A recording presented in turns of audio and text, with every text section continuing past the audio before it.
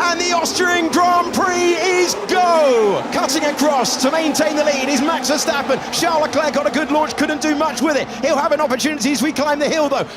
Guten Tag, Formula One fans. Welcome to Formula Pun Racer. Today is July 7th, 2023. Oh boy, the last round in Austria at the Red Bull Ring was pretty exciting, alright.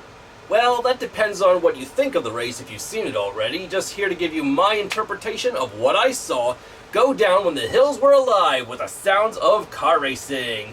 In Austria, at Zeltweg circuit, which they call the Red Bull Ring, where Max Verstappen of the Netherlands in his Red Bull Honda-powered car was definitely expected to maintain his dominant performance, and he practically did from start to finish. He began on pole with Charles Leclerc, last year's Austrian GP winner, in his Ferrari starting second. When it was lights out and away they went, well, once again, it was bull versus horse. But as usual, since it has been the whole way around, might as well spoil it for you. Max Verstappen led the majority of the race and practically never looked back. So, another boring Max Verstappen Red Bull victory once again. Oh, come on! Aside from Max Verstappen running away with this race and setting the fastest lap to get that extra championship point, to the delight of the Dutch fans that showed up in the thousands to cheer on their boy, most of them dressed in orange, of course. Well, no doubt they were pleased and got their money's worth. You could say that the race was, in a way, mediocre. Only one retirement, Nico Hülkenberg's Haas Ferrari-powered car, was out on lap 13 when his engine quit. But the bigger controversy of the race occurred when a few drivers were given penalties, 5 and to 10-second penalties, in fact, for going off track a few times between turns 9 and 10.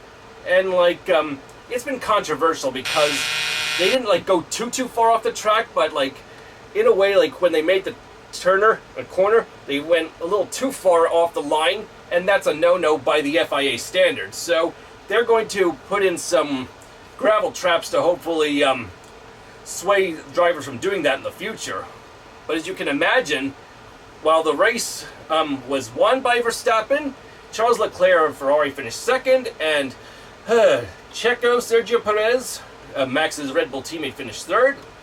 You could say that for the other teams it was quite a jumble of positions to make up because Aston Martin protested after the race that some penalties should have been given out sooner to some drivers but weren't. So over 1,200 instances of cars going off track and continuing on without getting penalties were overlooked, and then because the protest was successfully appealed to by Aston Martin, some drivers suffered, while some got ahead, which gave Fernando Alonso 5th spot in the race. Lando Norris in his McLaren finished 4th, and as for the other Aston of Lance Stroll, he got promoted to 9th. And which drivers got beaten badly by these penalties? These are the names that got hit the hardest, and boy did it hurt them hard. Ow!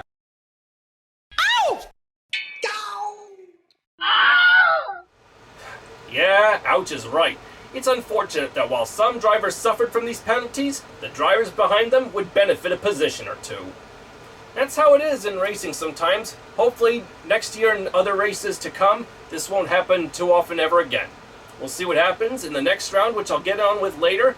But to get back to Max Verstappen, when he became king of the Austrian mountain for this race, not only did he thrust further ahead in the Drivers' Championship, with him and his teammate Sergio Perez finishing 1st and 3rd, this puts Red Bull further ahead in the Constructors' Championship, 377 points in total for that matter. Mercedes, which is 2nd, is 178 points. With Alonso and Stroll finishing in the points as well in Austria, they have narrowed the gap between themselves and Mercedes to just 5 points, so they now have 173 points to Mercedes 178. With plenty of racing left to go this season, anything is possible, and we will see how it goes.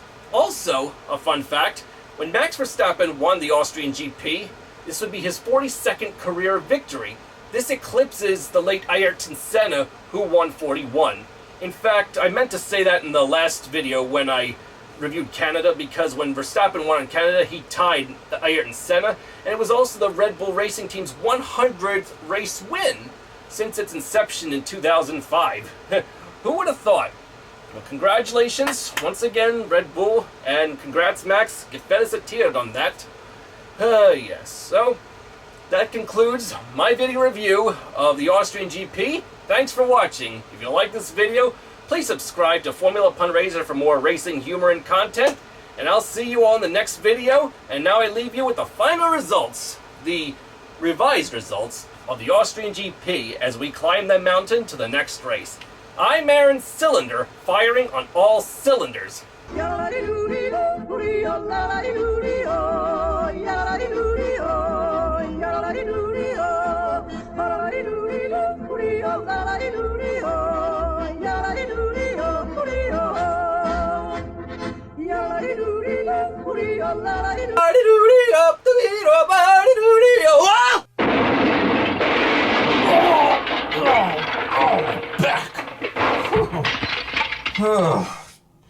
Like Max Verstappen, we all reached the top of the mountain. But now, some of us hit rock bottom. Oof. Well, F1 fans, you're probably wondering, why did I all of a sudden go from wearing a red shirt to a green shirt? I'm about to tell you more, because this video's far from over. Now to explain why I've gone from wearing a Ferrari shirt after that fall and to an Aston Martin shirt is simply because this Sunday, July 9th, is the Silverstone race, the British Grand Prix, home of Lando Norris, George Russell, Lewis Hamilton, and the Aston Martin F1 racing team.